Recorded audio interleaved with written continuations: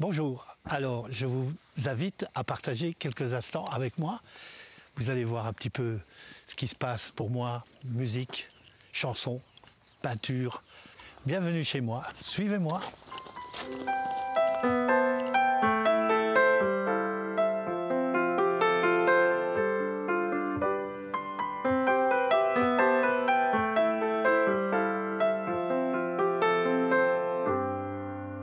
La partie francophone de la Belgique compte un nombre important d'artistes, et ceux-ci ont réalisé ou réalisent encore une carrière internationale.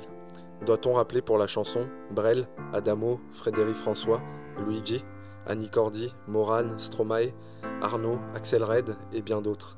Pour le cinéma, Paul Vorde, Cécile de France, Virginie Efira, François Damiens, Olivier Gourmet, Jean-Claude Van Damme et beaucoup d'autres comédiens. Il en est pour qui les noms résonnent moins mais dont le palmarès est malgré tout éloquent. Citons Franck Michael, Claude Michel, Christian Vidal, Pierre Rapsat, Didier Vincent et Timothy. Timo ou encore Timothy Hagelstein, suivant la discipline artistique dans laquelle il se situe, car ce touche-à-tout, à la fois chanteur, auteur, compositeur, poète, peintre au succès en France et en Belgique dans les années 70 et 80, et surtout au Portugal jusque fin des années 90, pays où il bénéficiera par ailleurs du statut d'idole, le résultat d'une carrière très complète et très électique. Voici une rapide histoire de cet artiste d'origine belge qui aujourd'hui réside dans le sud de la France et plus précisément en Occitanie. J'ai grandi à Verviers, j'ai étudié dans plusieurs écoles, j'ai aussi travaillé dans plusieurs endroits, métiers, il fallait bien vivre. Et puis ce qui m'a le plus marqué, c'est lorsque j'étais à l'école d'hôtellerie à Spa, j'ai dû automatiquement faire des stages au restaurant Le Vénitien, comme il s'appelait à l'époque. Aujourd'hui, c'est le Vieux Bourg. Et là, j'ai rencontré des gens qui m'ont véritablement marqué, à commencer par le maître d'hôtel qui me donnait mon maître de stage, un certain Émile qui était également écrivain et qui écrivait sur des oiseaux. Et puis les artistes qui venaient dîner là-bas, dont certains je suis devenu ami, par exemple Marc Arian, que j'ai revu beaucoup plus tard, et avec qui je me suis lié d'un métier, en reprenant d'ailleurs un de ses titres sur un de mes albums. Et puis voilà, je fréquentais aussi le musée Renier, où je zonais parce que j'étais très jeune. Et puis il y avait un certain Alfred Laoureux qui me faisait rentrer au vernissage parce qu'on m'interdisait l'entrée. Et puis voilà, c'est la rue Renier, le musée Renier, ça reliait avec les Récollets entre la ville de Verviers et le village d'Andrimont où je vivais à ce moment-là. Donc mon rapport avec la musique, d'abord je suis le fils d'un musicien multi-instrumentiste qui jouait dans des groupes et des harmonies et qui était jazzman.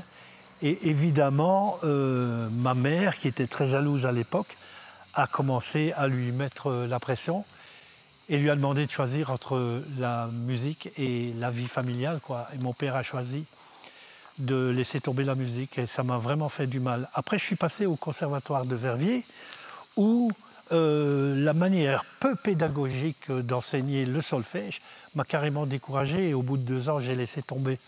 Bon, j'ai appris de manière autodidacte à jouer moi-même plusieurs instruments, à écrire les partitions pour pouvoir déposer mes œuvres à la SABAM, Société des auteurs belges à l'époque.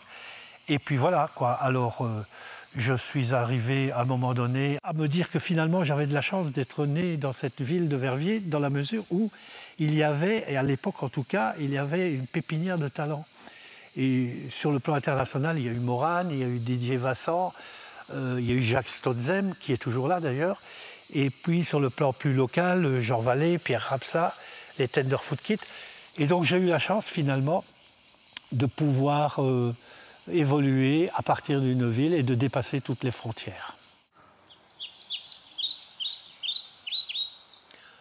Ensuite, j'étais membre de plusieurs groupes de bal. J'ai travaillé en accompagnant des artistes. Ça m'a permis de tourner dans toute la Belgique, la France, le Luxembourg.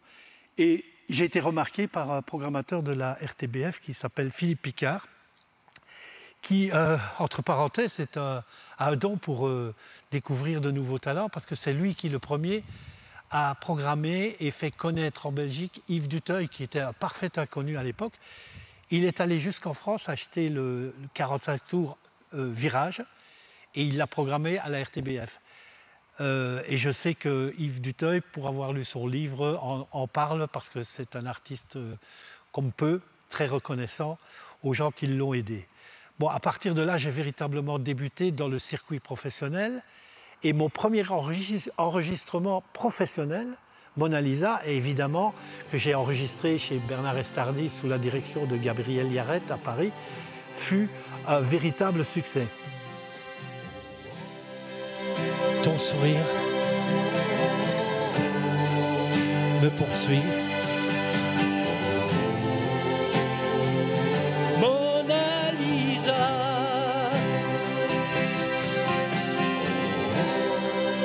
ton sourire est si doux et je rêve de tes lèvres. Mona Lisa.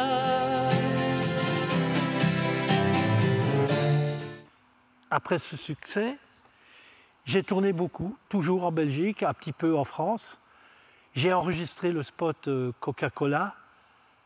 J'ai alors eu un succès phénoménal au Portugal, où je me suis installé fin 1978, donc 1978, jusqu'en 86. Je vais vous montrer un petit peu ce qui se passait dans les années 70, où j'avais régulièrement des articles de presse. Voilà, d'ailleurs, ce sont tous des articles ou des photos qu'on m'a envoyées de prestations, que ce soit en France, que ce soit au Portugal. Voilà, ça, ce sont les photos des concerts à Porto, au Coliseo. Ça également, voilà, des articles de presse. Là, je suis avec le chanteur belge Art Sullivan.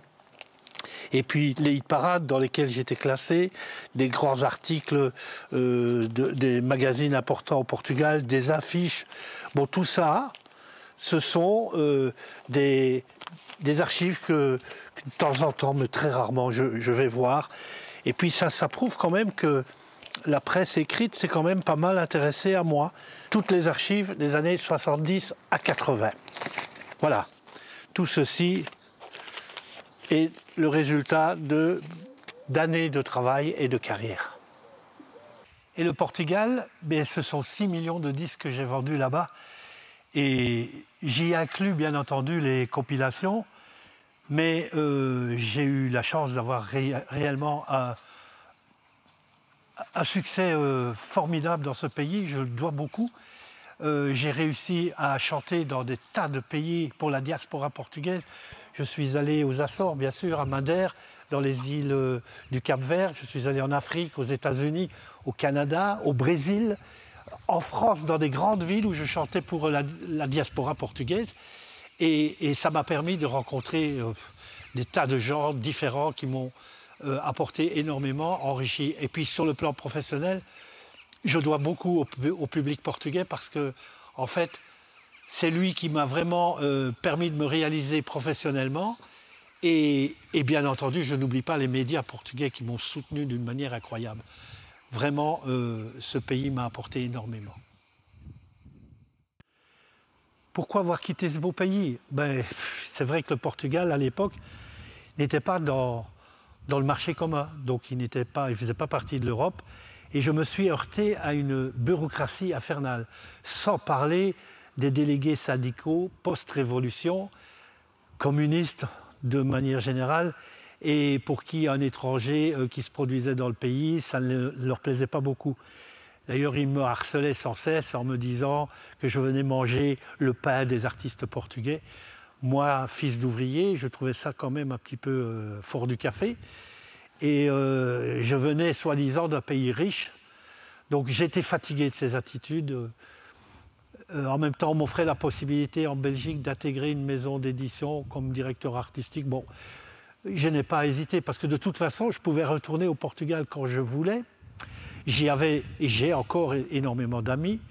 Et contrairement aux délégués syndicaux post-révolutionnaires, ceux-ci me témoignaient énormément de sympathie et de bienveillance. Mais depuis des années, j'ai refait encore l'une ou l'autre tournée Je fais régulièrement des émissions de télévision, les médias m'invitent assez régulièrement. Je suis retourné depuis 2 à 4 fois par an au Portugal. J'ai aussi produit des disques de fado, j'ai produit un guitariste portugais, probablement le plus doué de sa génération, Sidónio Pereira. J'ai fait 7 albums avec lui. J'ai composé énormément de chansons pour lui. J'ai publié 5 livres en portugais, en langue portugaise. Bon, pas de quoi vraiment me détacher du Portugal. J'ai encore hésité lorsque les musiciens avec lesquels je travaillais m'ont encouragé à publier mes poèmes sur des recueils. Et j'ai commencé d'abord par faire un coffret que voici. Il s'appelle Les Sentiments abstraits, dans lequel on trouve quelques poèmes et également des représentations de certaines de mes toiles et de mes dessins. Donc voilà, c'était un premier jet vers des publications littéraires. La Tranquille Exil, qui lui est un double album dans lequel il y a beaucoup de poèmes, beaucoup de dessins, de représentations de peintures, et puis un album dont la plupart des titres sont accompagnés par l'Orchestre symphonique de Macédoine, et d'un côté des reprises de grands thèmes de Jacques Brel, de Becco, de Lama, et de l'autre côté des inédits. Et ça, c'était encore avant de rentrer dans le champ de la littérature proprement dite. Et puis alors, j'ai carrément envoyé à un éditeur un manuscrit que voici, Les Eaux silencieuses. C'est mon premier livre qui est paru. C'est un recueil de poésie. Et il a eu un succès raisonnable, bon. Mais ce qui est incroyable, c'est que je l'ai envoyé à un éditeur portugais qui, lui, l'a sorti en version bilingue, que voici. Águas Silenciosas, Les Eaux silencieuses, version française et bilingue, français-portugais. Évidemment, ce n'est pas moi qui ai fait la rédaction en portugais, puisque je parle parfaitement portugais, mais il me fallait quelqu'un qui domine la langue, et c'est Ana Paula Philippe, qui a été ma collaboratrice sur plusieurs de mes éditions, qui s'en est chargée. Ça, c'était le premier. Et très étrangement, il a eu beaucoup de succès au Portugal. On a vendu, contrairement à ce qui se passe dans les autres pays, la poésie fonctionne encore là-bas. Je me suis dit, je vais quand même raconter mon histoire, qui est quand même très liée au Portugal. Et j'ai écrit un récit biographique qui parle bien sûr de ma carrière en Belgique et en France, mais aussi de ce succès que m'a offert le Portugal, ses médias et son public. Et j'ai écrit une première biographie qui s'intitule « Mon Portugal », qui a rencontré un certain succès parce que j'ai des gens qui voulaient savoir mon parcours, où je dis tout, beaucoup, presque tout. Et là aussi, alors là, j'ai eu une version en portugais, toujours Ana Paula, qui s'appelle « O meu Portugal », avec illustration d'un de mes tableaux. D'ailleurs, toutes les illustrations sont des tableaux que j'ai réalisés ou des dessins. Et ça, c'est le dernier livre que j'ai édité au Portugal. En ce qui concerne la peinture, alors là, c'est une passion et un véritable besoin qui date de mon enfance. Mes parents se sont toujours opposés à mes objectifs de devenir peintre ou dessinateur, alors que des étrangers à la famille m'encourageaient. Mon père disait que je finirais sous les ponts comme clochard et qu'il n'y avait aucun avenir dans l'art. Venant d'un musicien, cette affirmation me semblait aberrante. Mais bon, je n'ai finalement commencé à peindre que très tard, d'abord sur tissu, et j'ai exposé à Benfica au Portugal. Vu le succès de cette première, je me suis lancé dans la peinture à l'huile. Et aujourd'hui, c'est ma principale activité. J'adore me disperser dans la couleur. Et je viens de terminer une collection de toiles intitulée Sud-Attitude, où je mélange abstraction géométrique et l'introduction de lieux emblématiques du sud de la France. Cette série est présentée l'été 2025 à Saint-Christol-les-Alès, à la galerie L'Art en Ciel, et à Saint-Quentin-la-Poterie, près d'Uzès, à la salle d'exposition Monnier. L'année prochaine, en mars 2026, je serai au SIAC à Marseille. Bon, alors, évidemment, là, je suis en train de donner quelques retouches à une toile dite surréaliste, donc une sirène face à la mer et l'homme qui semble se fondre dans la mer. Et en réalité, ma manière de travailler, ça va choquer pas mal de gens, dont les professeurs des beaux-arts, dans la mesure où je travaille directement pour les petites toiles, directement dans le tube de couleur, et j'utilise également un adjuvant, et je vais travailler dedans directement. Pour quelle raison? D'abord, ça me permet techniquement de travailler à l'aise, de ne pas devoir mettre, comme pour les grandes toiles que je fais, de la couleur sur une palette, parce que pour des petits détails comme ça, c'est compliqué, il y a beaucoup de déchets, et j'essaye d'éviter ça. Alors évidemment, ce n'est pas très académique, mais bon, c'est ma manière de travailler et de peindre, et puis voilà quoi. Je ne me formalise pas, et tant pis si les professeurs me tombent dessus. Voilà.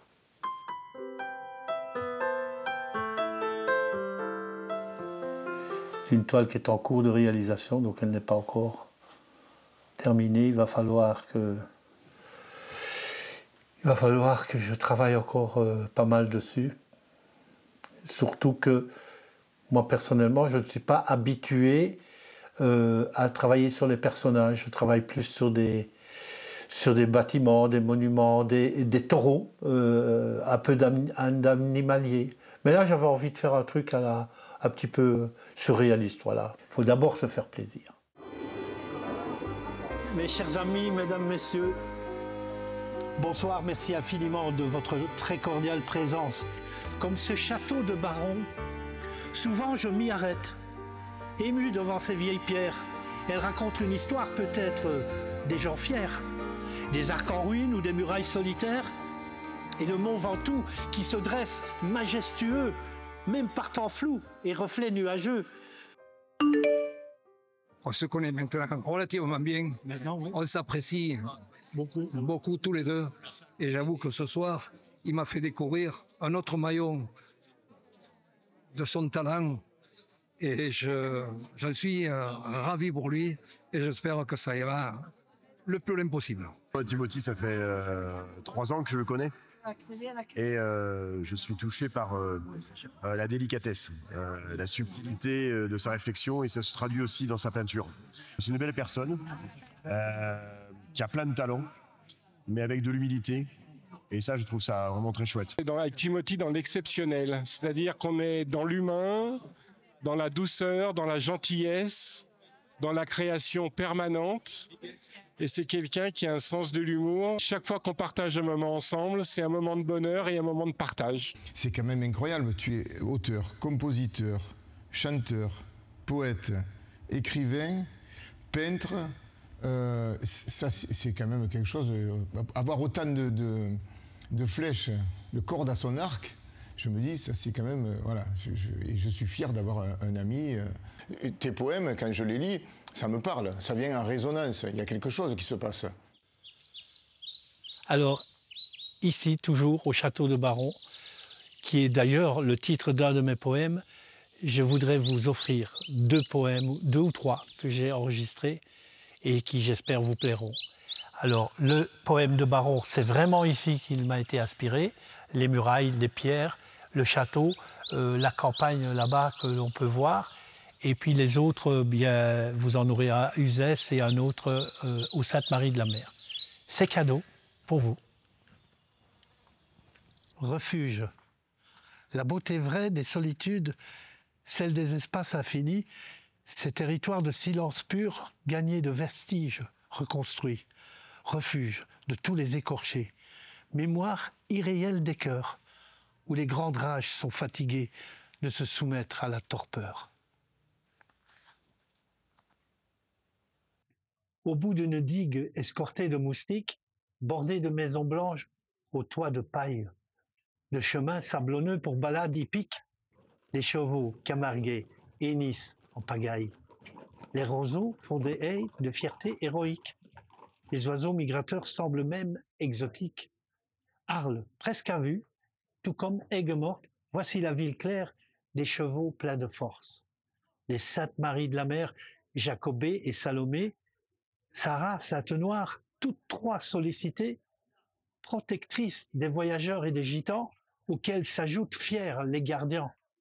La lagune, les marais et les pèlerinages résonnent encore de Manitas la belle guitare, et au loin, dans la Sagne, paissent les taureaux, n'est-il des Saintes Maries rien de plus beau? Je voudrais vous offrir une toute nouvelle chanson inédite que je viens de réaliser en prise directe sans vraiment avoir répété et qui s'intitule « Tu me manques ». Et ça peut être un lieu, ça peut être une personne et j'espère que vous allez apprécier. Je vous offre cette nouveauté.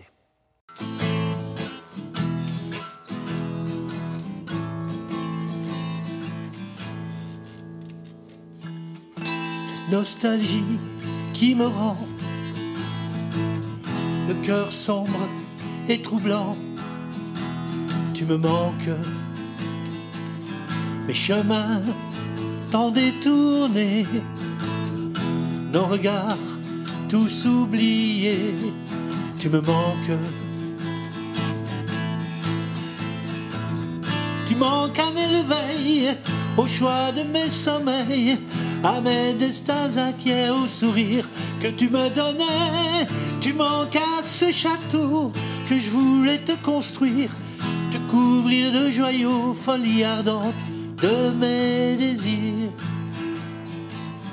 Tu es toujours si près de moi, et pourtant tu n'es plus là.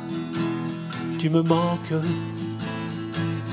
Je vois parfois la voie lactée où brille notre étoile sacrée. Tu me manques. Tu manques à mes réveils, au choix de mes sommeils, à mes destins inquiets, au sourire que tu me donnais. Tu manques à ce château que je voulais te construire, te couvrir de joyaux, folie ardente de mes désirs. Nos plages secrètes pour toi et moi, les sentiers doux vers ces endroits.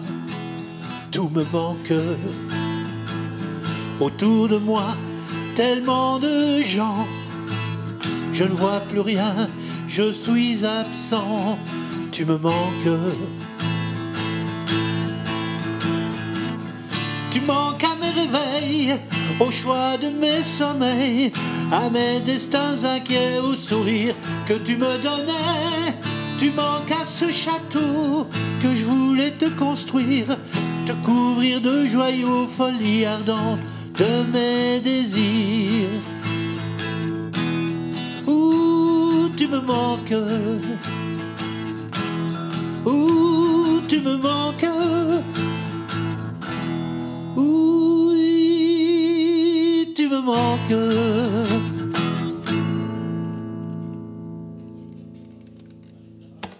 Bon, d'abord, depuis ma plus tendre enfance, je rêve de la France et principalement du Sud. J'y ai trouvé mes véritables racines. Mon fils est français et je serai enterré ici. Bon, tout est prêt d'ailleurs. Je vous ferai visiter le cimetière de Vézénobres. Et je n'ai jamais ressenti une telle vibration pour mes créations, quelles qu'elles soient. Les gens m'ont accepté et ils sont d'une grande bienveillance avec moi. Le Portugal, c'est un très joli pays, mais la qualité de vie n'est pas comparable. Il y règne encore une énorme pauvreté. Et ma femme, comme mon fils, ont eu quelques difficultés d'intégration, d'adaptation dans le pays. Surtout qu'il était inenvisageable ainsi de les obliger à s'installer dans un pays qu'ils ne comprenaient pas. Moi, je le comprenais, mais eux, très peu. Alors, je sais de toute façon que je peux retourner quand je veux au Portugal. J'y ai conservé énormément d'amis. Bon, c'est facile pour moi de prendre la route, mais je suis à présent tellement bien intégré dans mon sud profond, dans ce beau village de Vézénobres, que j'aurais de grosses difficultés à le quitter. Et d'ailleurs, mon fils lui-même est artiste.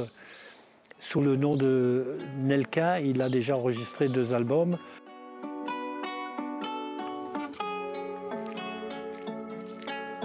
Tout ce qui m'arrive, gars, c'est le mérite pas de souquer comme ça. J'ai couru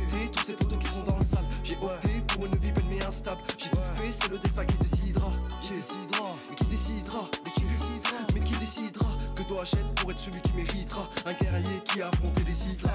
C'est le mérite, pas de secret comme ça. J'ai compté tous ces poteaux qui sont dans le sale. J'ai opté pour une vie belle mais instable. J'ai tout fait, c'est le destin qui décidera. Mais qui décidera, ouais il décidera, mais qui décidera, mais qui décidera que dois-je être pour être celui qui méritera. Un guerrier, ouais là, c'est un océan beaucoup trop se noie. Des bitches, de la drogue et des sournois. D'un ami, je vais aller tout poser sur moi. Tout accompli, on veut choper la ceinture noire. Te capter sans même chercher à le vouloir. Jamais je mettrai mes parents dans un mouroir. J'en avais à donner de l'amour, moi j'ai changé ces bitches sans mordre les doigts. Sans mordre les doigts, sans mordre les doigts. Tu fais la queen, mais en vrai t'es qu'une lala. Fais des bêtises, ça retombe baraque sur toi. Sans mordre les doigts. Et sans mordre les doigts, tu fais la queen, mais en vrai t'es qu'une lala. Fais des bêtises, ça retombe. Tout ce qui m'arrive, gars, c'est le mérite, pas de secret comme ça. J'ai compté tous ces poteaux qui sont dans le sale. J'ai opté pour une vie belle mais instable. J'ai tout fait, c'est le destin qui décidera. Mais qui décidera, mais qui décidera, mais qui décidera, mais qui décidera que dois-je être pour être celui qui méritera. Un guerrier qui a affronté les islas. C'est le mérite, pas de secret comme ça. J'ai compté tous ces poteaux qui sont dans le sale. J'ai opté pour une vie belle mais instable. J'ai tout fait, c'est le destin qui décidera. Mais qui décidera, mais qui décidera, mais qui décidera, mais qui décidera. Ouais. Efface et jette tout à l'eau. Si je perds ma femme, je la reprends des lots. J'ai visé les étoiles et le Starlight 21 vient au galop. Efface et jette tout à l'eau. Si je perds ma femme, je la reprends à l'eau. J'ai visé les étoiles et le Starlight, on vient au galop. Laisse-moi mordre les doigts. Laisse-moi mordre les doigts. Tu fais la queen, mais en vrai t'es qu'une lala. Fais des bêtises, ça retombe baraque sur toi. Laisse-moi mordre les doigts. Laisse-moi mordre les doigts, tu fais la queen, mais en vrai t'es qu'une lala. Fais des bêtises, ça retombe. Tout ce qui m'arrive, gars, c'est le mérite, pas de secret comme ça. J'ai compté tous ces poteaux qui sont dans le sale. J'ai opté pour une vie belle mais instable. J'ai tout fait, c'est le destin qui décidera. Qui décidera, mais qui décidera, mais qui décidera, mais qui décidera que dois-je être pour être celui qui méritera. Un guerrier qui a affronté les islas. C'est le mérite, pas de secret comme ça. J'ai compté tous ces poteaux qui sont dans le sale. J'ai opté pour une vie belle mais instable. J'ai tout fait, c'est le destin qui décidera. Mais qui décidera, mais qui décidera, mais qui décidera, mais qui décidera, mais qui décidera.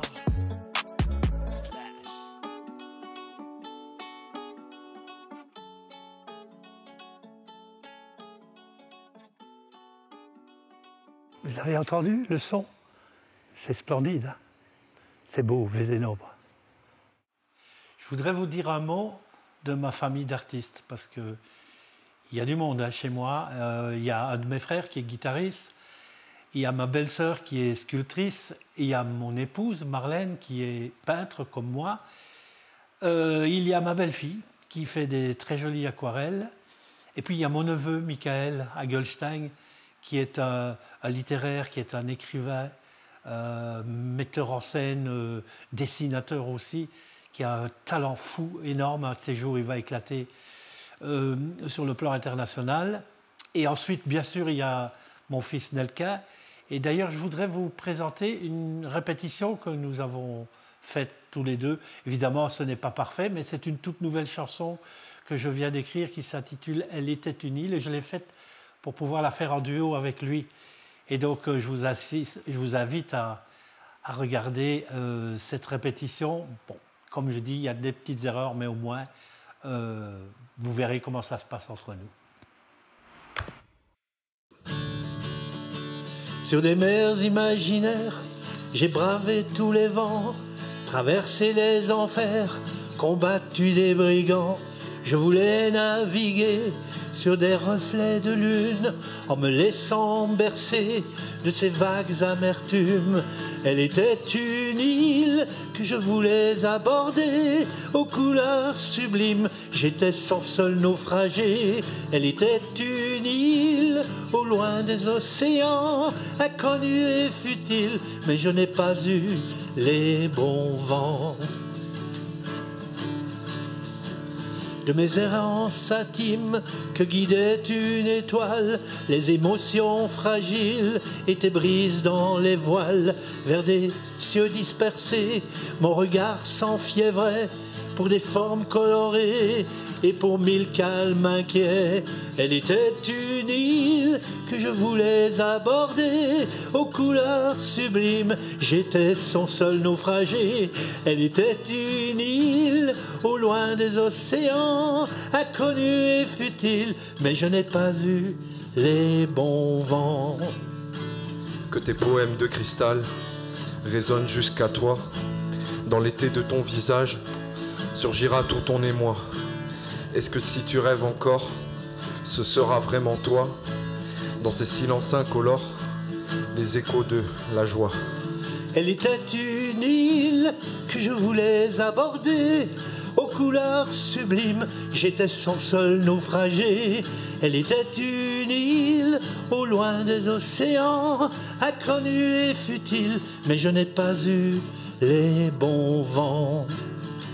Ces interludes lunaires, mes solitudes nocturnes, émotions volontaires, perturbées comme des dunes, toutes les formes diluées de ces mers inconnues, aux vagues cendrées, n'ont jamais disparu. Elle était une île que je voulais aborder aux couleurs sublimes. J'étais son seul naufragé. Elle était une île au loin des océans, inconnue et futile, mais je n'ai pas eu les bons vents. Tes rêves sont si étranges dans ces nuages qui dansent jusqu'au matin suprême où il ne reste rien. Des choses éparpillées, toujours réduites en cendres, car brûlées tant de fois, ces espoirs fous et vains. Elle était une île que je voulais aborder aux couleurs sublimes. J'étais son seul naufragé. Elle était une île au loin des océans, inconnue et futile, mais je n'ai pas eu les bons vents. Voilà, c'est pas mal. Tu vois, au final, Ouais. je pense que le plus, il est de trop. Oui, je l'avais rajouté. Et le rien est sorti tout seul, je trouvais ça sonnait mieux. Où il ne reste rien. Ah ouais, super, tu l'as fait sans le plus. Ouais. Ouais, j'ai pas prêté attention. Où il Mais ne c'est reste vrai que je l'ai rien. rajouté le plus. Parce que je disais tes rêves sont si étranges dans ces nuages qui dansent, jusqu'au matin suprême où il ne reste rien. Ouais, c'est mieux.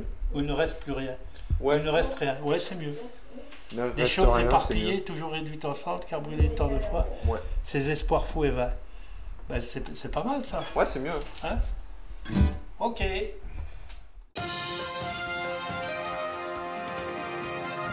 Parlons de mes projets. Je ferai en 2026 un spectacle d'adieu au monde musical. Un concert unique et final. Musiciens et artistes invités, un zeste de poésie ou de chansons inédites et le tout sur scène dans le théâtre de ma ville natale, à Verviers, en Belgique. Y débuter, y terminer. Je ferai cet ultime concert pour fêter mes 75 ans, mes 75 ans, mes 50 ans de vie artistique et ma première scène en 1966 à Verviers. Soit 60 ans plus tard, la boucle sera bouclée. J'attends de nombreux amis et un public convivial pour fêter tous ensemble ce moment qui sera ma dernière scène en tant que chanteur. Bien entendu, je continuerai à écrire et surtout à peindre. C'est de toute façon mon activité principale aujourd'hui. Et parfois composer, si toutefois on veut encore de mes chansons ou de mes musiques. Si j'arrêtais de rêver, de crier, de vibrer, de me passionner, d'avoir des projets, mais je crois que j'en mourrais. Après avoir publié 38 singles chantés, 9 albums chantés, dont un avec l'Orchestre Symphonique de Macédoine, produit 24 artistes et composé plus de 800 musiques d'illustration pour l'image, écrit 7 livres et peint plus de 300 toiles, dessiné 17 pochettes de disques, Timothy continue à composer, mettre en musique ses poèmes, écrire des récits et publier ses livres, des récits, des poésies, peindre et exposer régulièrement ses œuvres, car comme il le dit lui-même, s'il s'arrêtait de créer, il arrêterait de vivre. L'avantage dont il jouit aujourd'hui, c'est que sa seule ambition est de vivre sereinement avec passion pour la vie qu'il s'est choisie depuis toujours. Une vie où l'expression vitale est artistique avant tout. Alors, merci beaucoup de m'avoir accompagné dans ce reportage qui relate un petit peu ma carrière artistique, ce que je fais, peinture, poésie, musique. Et puis comme ça, vous voyez un petit peu l'endroit où je vis aujourd'hui et où je suis heureux, où je trouvais un équilibre qui me fait du bien. J'étais heureux de passer ce moment avec vous. À bientôt, j'espère.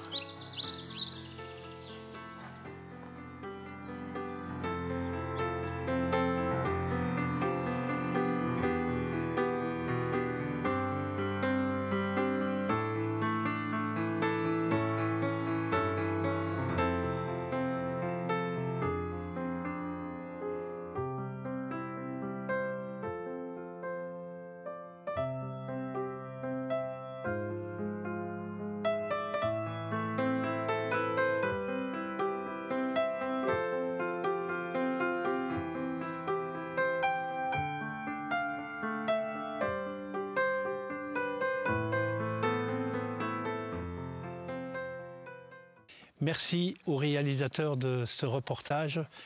Ça nous permet d'être ensemble encore. Laisse tomber.